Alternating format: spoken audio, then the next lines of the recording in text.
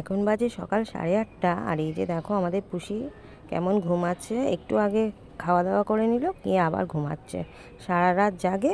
আর এই যে সকালবেলা এখন এখানে কিংবা আমাদের উপরে ঘরে এরকম ঘুমায়। তো এখন আমি এসেছি নিচে ফুল তুলতে।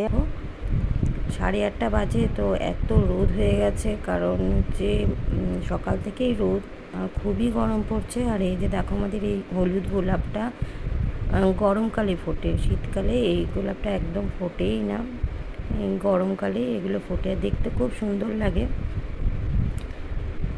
আর এখানে আছে হচ্ছে লাল গোলাপ, সাদা গোলাপ, তো এগুলো শীতকালে গাছে ভরে যায় ফুলে। তো এখন গরম পড়ছে সেহেতু আর ফুটবে না। এই যে একটা ছোট্ট সাদা ফুটেছে। তো আর এই যে দেখো আমাদের জবা গাছটা তোমার দেখাচ্ছি, প্রচুর ফুল ফোটে, যত গরম পড়বে তত ফুল ফুটবে। আর এই যে এই একটা জবা গাছের ডাল দেখো বড় হয়ে গেছে, তার নিচেও দেখো ফুল ফুটেছে।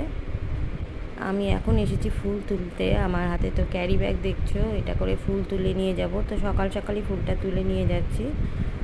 আর এই যে দেখো কত গোলাপ গাছ, আমার তো ভীষণ প্রিয় গোলাপ, কিন্তু এই যে গরমে তো আর হয় না। জবা গাছটাকে যতবার তোলার চেষ্টা করছি ততবারই পড়ে যাচ্ছে, তো রেখে দিলাম, পরে ঠিকঠাক করে দেবো। আর এই যে একরকম গোলাপ দেখো, এটাও শীতকালে প্রচুর হয়, তো গরমকালেও এখনও দেখছি হচ্ছে 2-4টে, আর বেশ দেখতেও ভালো লাগে। এটা একটু অন্যরকম কালার। আর একটাও আছে কমলা কালারের, আর এটা হচ্ছে আমাদের তুলসী গাছ। তো বেশ বড় হয়ে গেছে তুলসী গাছটা, অনেক দিনে 2 বছর হয়ে গেল, এখনও ঠিক এইভাবেই আছে। আর এই যে গোলাপগুলো দেখো কত গোলাপ ফুটেছে, বেশ ভালোই লাগছে দেখতে। আর এখানে অনেক রকমের গাছ আছে, জবা গাছ আছে, আম গাছও আছে। এই যে কত আম নিচে পড়ে আছে, শুকিয়ে শুকিয়ে সব পড়ে যাচ্ছে প্রচণ্ড গরমে।